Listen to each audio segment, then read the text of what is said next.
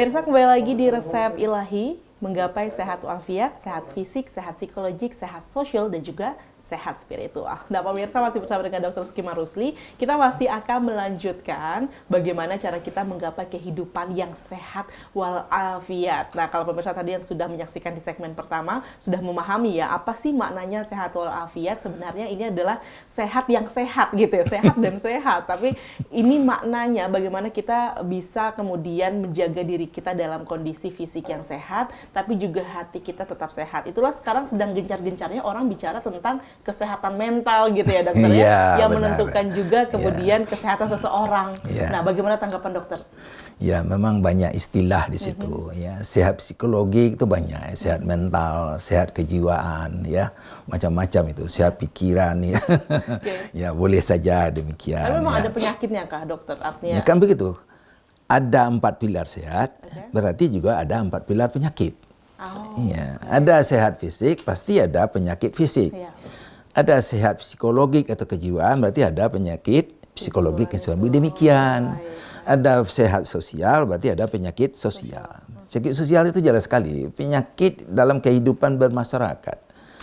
Ukhuwah yang diidam-idamkan itu tidak terwujud. Ya, itu banyak banget.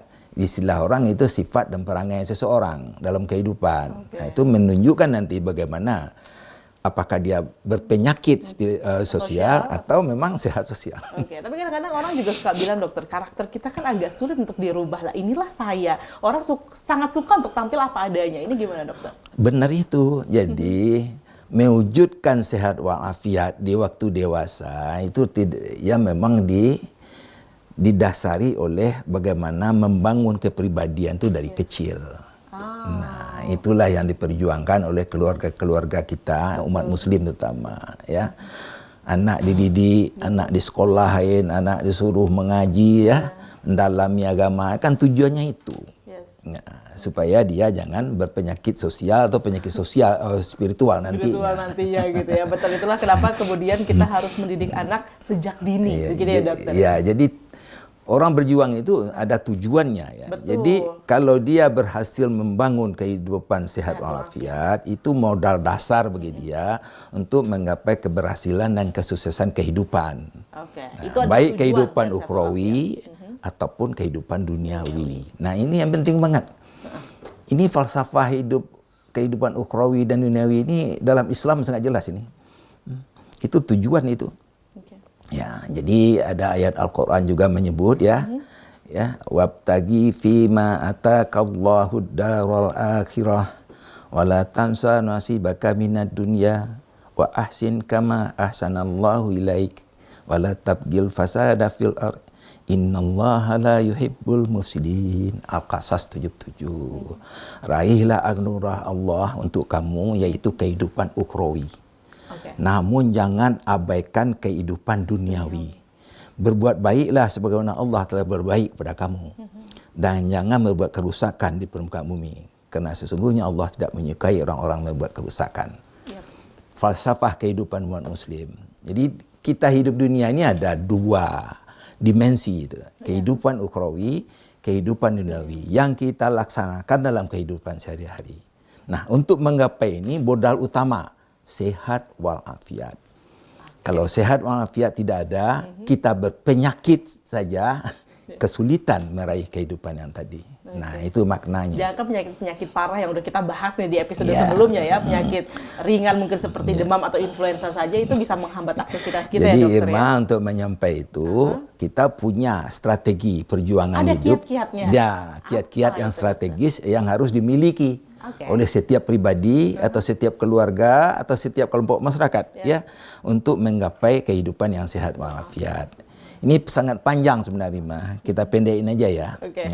Yang panjang juga pemirsa sudah setia nih. Yang pertama bagi kita umat muslim, ya memang tetap yang prinsip dulu untuk kehidupan ukhrawi, sehat dalam kehidupan ukhrawi, berarti sehat spiritual dan sosial, yaitu beribadah yang taat, doa, ya, dan berusaha dengan sempurna. Doa dipanjatkan harus diikutkan dengan usaha yang optimal. Ya, kalau enggak bagus dia. Ya. Nah, Itu doa sehari-hari yang sering diucapkan oleh umat muslim itu harus terrealisasi dalam kehidupan. Ya, surat Al-Baqarah 201 kalau tidak salah. Rabbana atina fid dunya hasanah wa fil akhirati hasanah wa qina adzabannar. Ya, mendoa kepada Allah diberi keselamatan, kebajikan atau kesehatan ya dunia dan di akhirat. Hindarilah kami dari siksaan neraka. Berarti hindarilah kami dari berbuat dosa. Betul. Nah, itu pertama. Yang kedua, saya pendek ya Irma ya. Itu mewujudkan kehidupan sehari-hari dengan asupan seimbang gizi halalan thayyiban. Halalan thayyiban. Ya. Yang suka asupan gizinya udah benar. Halalan thayyiban ini halalan thayyiban, halal dan baik untuk tubuh. Gizi halal artinya gizi yang dibolehkan. Gizi yang thayyib adalah gizi yang bermanfaat untuk tubuh. Nah, ini nanti mungkin topik lain kita bicarakan, tapi harus diprinsipkan ya. Fal yanzuril insanu ta'ami, dan hendaklah manusia itu memperhatikan makanannya. Nah, ini penting banget. Apa yang diperhatikan? Satu, apakah halal? Apakah terkontaminasi dengan haram?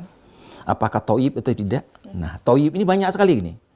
Apakah bersih higienitasnya? Apakah berbahaya bahan makanannya? Apakah terkontaminasi dengan mikroorganisme yang infeksius?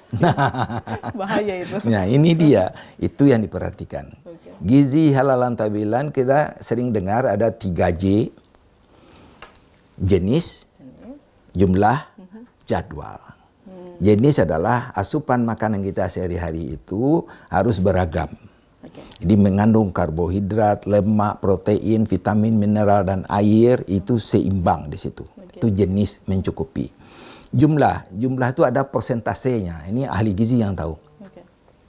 Ini untuk karbohidrat itu biasanya itu 60-65%. Untuk protein 10-15%, untuk lemak 15-25%. Itu seimbang. Ya.